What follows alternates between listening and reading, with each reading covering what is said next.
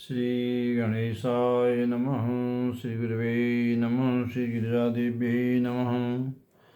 समस्त ज्योतिष प्रेमी सज्जनों का मैं अपने YouTube channel doctor Ramesh Chandra Joshi में हार्दिक अभिनंदन और स्वागत करता हूं। सज्जनों, आज मैं भाद्रपद मास के सौर भाद्रपद मास के मुख्य पर्व और उनका निर्णय आपके सम्मुख प्रस्तुत करने जा रहा हूं। हमारी जो पहला सौर भाद्रपद मास का दिन है, सिंह संक्रांति, घी संक्रांति 16 अगस्त को है। और सिंह संक्रांति के दिन घी, वस्त्र, फल व छाता दान करने का विशेष महत्व है। नंबर दूसरा पर्व है पुत्रदा एकादशी व्रत। ये भी 16 अगस्त को है। 16 अगस्त 2024 को पुत्रदा एकादशी का व्रत है। नंबर तीसरा पर्व है रक्षाबंधन और श्रावणी उपाकर्म।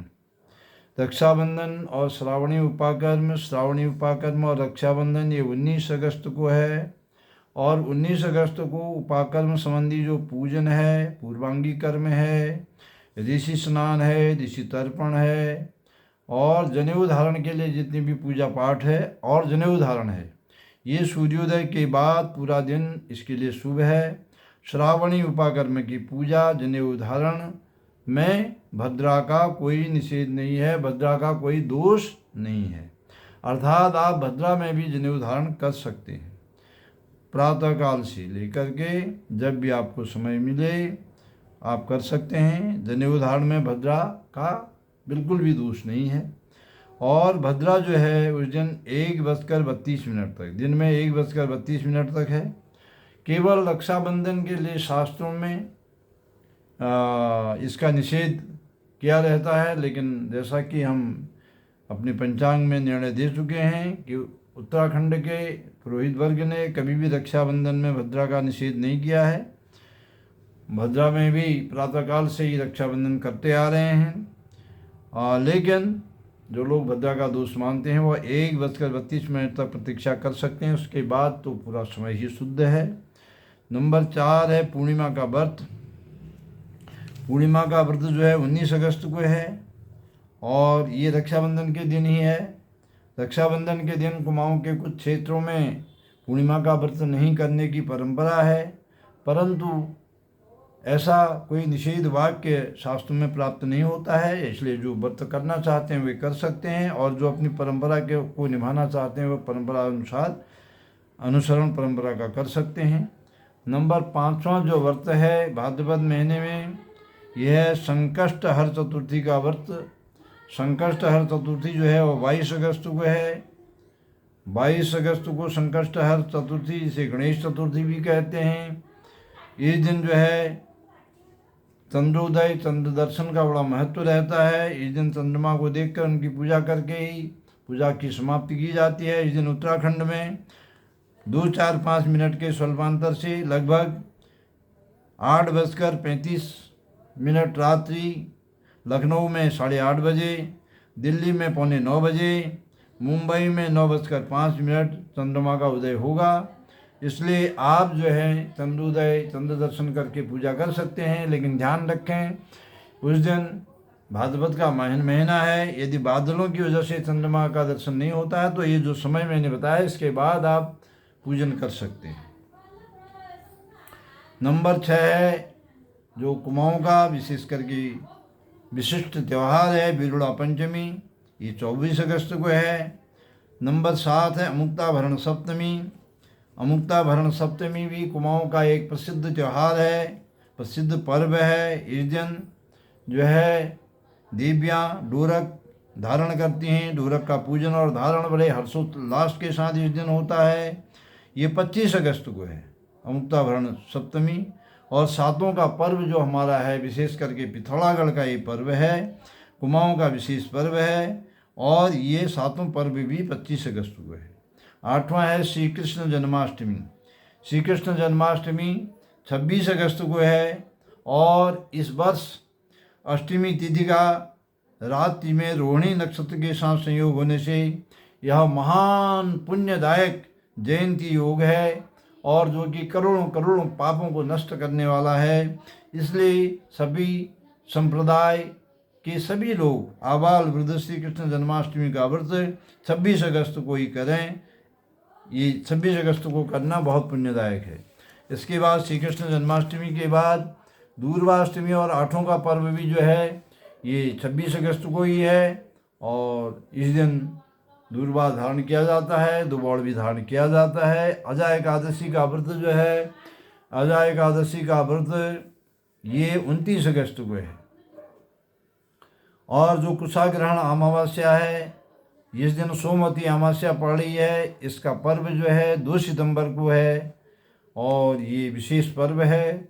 इस दिन जो है जो विद्वान लोग हैं, आचार्य लोग हैं, पुरोहित जन हैं, ये सब पूरे वर्ष भर के लिए कुशा का संग्रह करते हैं। और हुम फट मंत्र है इसका कुशा ग्रहण करने का। इस मंत्र का उच्चारण करके कुशा ग्रहण की जाती है। और सामवेदियों का जो उपाकर्म है, हमारे वहाँ त्रिपाठी, त्रिवेदी, लौसाली आदि लोग जो हैं ये सामवेदी कहलाते हैं। और इनका उपाकर्म का जो तिथि है वो 5 सितंबर को है, 5 सितंबर को। और जो हरताली तृतीया है, हरताली तृतीया का जो व्रत है वो व्रत की तृतीया जो है वो 6 सितंबर को रहेगी। और जो सिद्धि विनायक चतुर्थी का व्रत है, उस दिन गणेश भगवान की स्थापना की जाती है। यह विशेष करके महाराष्ट्र का पर्व है, लेकिन आज के समय में यह पूरा देशव्यापी पर्व बन चुका है। तो भगवान सिद्धि विनायक की जो स्थापना है वो 7 सितंबर को है, 7 सितंबर को। और इस दिन जो है सिद्धि विनायक चतुर्थी के दिन जो है चंद्रमा का दर्शन का निषेध किया गया है। इसे कलंक चतुर्थी भी कहते हैं, इसलिए इस दिन चंद्र दर्शन का निषेध है, इसलिए रात में चंद्र दर्शन न करें।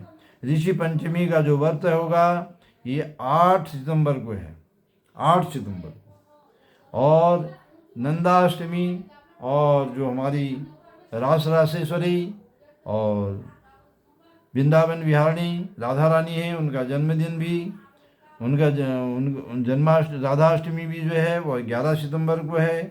और नंदाष्टमी के दिन हमारे यहाँ भगवती का आविर्भाव, माँ नंदा का आविर्भाव माना जाता है।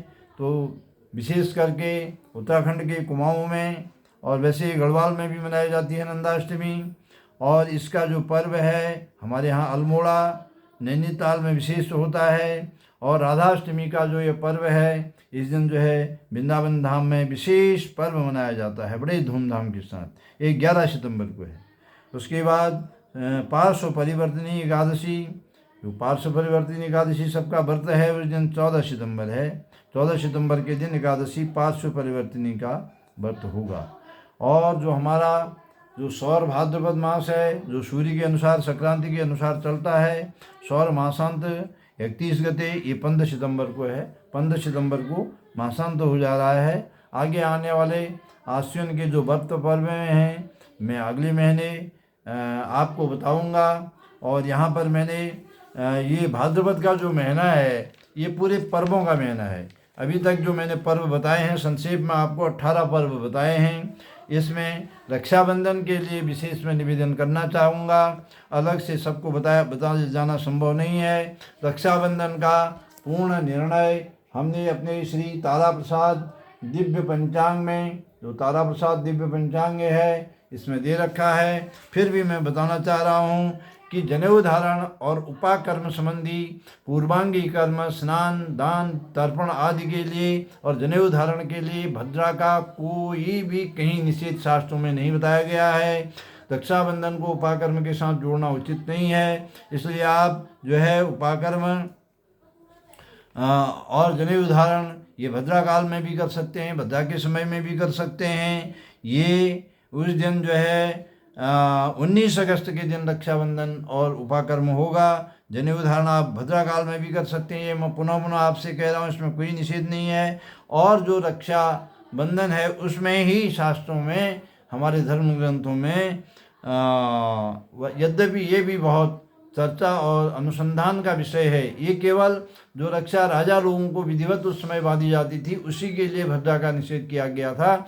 जन सामान्य के लिए इसका कोई निषेध नहीं था। और हमारे कुमाऊँ के पुरोहित वर्ग ने जिसका मैंने पूरा विवरण ये दे रखा है विगत 100 वर्षों में कभी भी रक्षाबंधन के दिन रक्षाबंधन के लिए भज्जा का निषेध नहीं किया। प्रातःकाल से ही पुरोहित वर्ग के यजमानों को रक्षा बांधते आ रहे हैं, ऐसी परंपरा यहाँ की है। लेकिन फिर भी जो शास्त्र निर्देश का अक्षरशः पालन करना चाहते हैं वे लोग 1:32 तक रक्षाबंधन के लिए प्रतीक्षा कर सकते हैं। उसके बाद का समय तो निर्विवाद जो है शास्त्र सम्मत है ही, वह 1:32 के बाद रक्षाबंधन कर सकते हैं।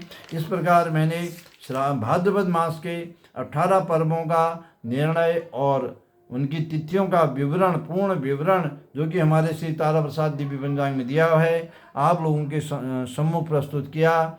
मुझे आशा है कि ये वीडियो आप लोगों को बहुत ही अच्छा लगा होगा और इसको आप शेयर करें, सब्सक्राइब करें और आप लोगों के लिए समस्त भाद्रपद मास में आने वाले जितने भी हमारे पर्व हैं, पूरे 18 पर्व हैं, 1-2 पर्व नहीं है, किसी विशेष पर्व कोई विशेष नहीं है, सभी विशेष पर्व हैं भाद्रपद मास के।